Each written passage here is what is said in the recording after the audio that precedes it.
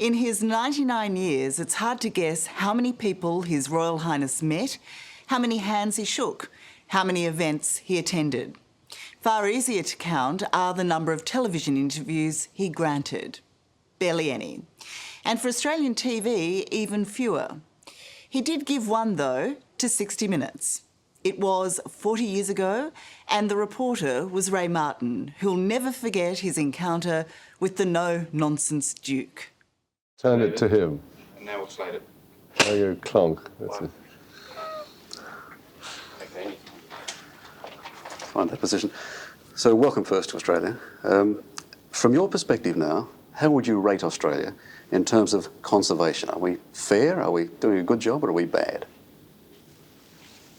Well, it's almost impossible for me to tell. How do you compare it with... In some instances, I think it's quite good. In other instances, it's very bad. I guess before I met Prince Philip, I thought that he was elegant, always elegant, eloquent, again, you know, beautifully spoken, and usually a clever use of words, as the Brits have, and I thought he was pompous. He proved to be all three. The Royal Australian Air Force BAC 111 carrying the Duke of Edinburgh arrived at Tullamarine at 8:30 this morning. The Duke had joined the VIP flight in Sydney after flying from London via Singapore. The British High Commission came to me and actually said, look, Prince Philip is available for 60 Minutes. And, you know, 60 Minutes was the top rating program in Australia bar none at that stage. So it was a good forum, good platform. For the past 20 years, Prince Philip has roamed the world as a passionate defender of endangered animals. This year, he became International President of the World Wildlife Fund. And this is the first interview that he's given since taking on the job. The arrangement, modus operandi for the interview was through the British High Commission, and we had no dealings with the palace. But they made it quite clear that we had to talk about world wildlife only, otherwise no interview, it'll be over. The Rolls-Royce flying His Royal Highness's personal standard pulled up alongside Britannia. No one else came in when we did the interview on the Britannia. We set it all up there, and so there were no, you know, guys looking after him, no police, no nothing. He just walked out of a drawing room somewhere else on the ship and came to where we'd set up the lights. What's a conservationist then? How would you describe a conservationist? Well, I think somebody who's concerned that at least the human population doesn't disturb the normal balance of nature on this planet more than necessary. I was nervous before we did the interview because he is, you know, an important person, and because I thought that he would, he'd be very picky, and I thought that he'd probably, you know, second guess every question that I gave him, and he did. Let me ask you that question again. When did it begin? Are you sure you want to? Yes, yes. When did it begin? I mean, were you always a conservationist? Well, I wasn't born a conservationist, if that's what you're thinking.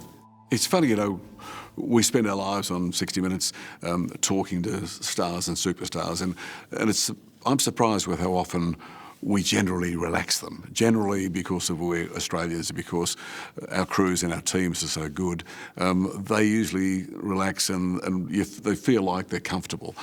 I can't say he relaxed or felt like he was comfortable. I think that having cameras around and being asked questions is not something that the Royals like, and also not something that he liked especially. So it was a fairly, it wasn't tense, but it was proper and polite, and it didn't. I never thought that that we actually related. I never thought that that he let his defences down. Are we learning at all in the 20 years? Yes, as people. Are we learning in terms of conservation? Well, which people? In this case, I can only speak as an Australian, but are we well, understanding? Are you learning, do you mean? Yes. Well, I hope you are, yes. I mean, I can't, it's almost impossible to say, are we learning? I don't know what Australians learn. It was just, you know, it was probably, you know, everything you expected from the Royals. But it was a coup. I mean, 60 Minutes is after coups. And to get to talk to him for, it was probably 45 minutes. That was a coup.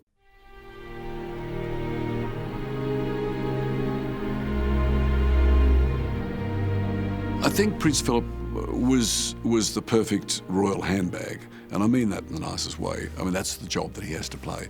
But he played it perfectly. He was always elegant and eloquent. He turned up on time. He took the flowers from the babies or the children in the lines the same as the Queen does. And I think he was fairly non-controversial, except that he couldn't stop himself at occasions using some choice language or occasionally letting slip this his real feelings. But I think. Gosh, I mean, it's not a role that many of us would want to borrow. If someone said, "Would you like to play Prince Philip's role?" No, I'd run a million miles from it.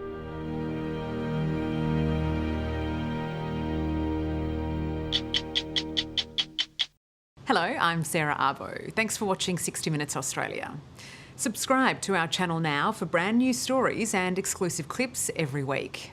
And don't miss out on our Extra Minutes segments and full episodes of 60 Minutes on 9now.com.au and the 9Now app.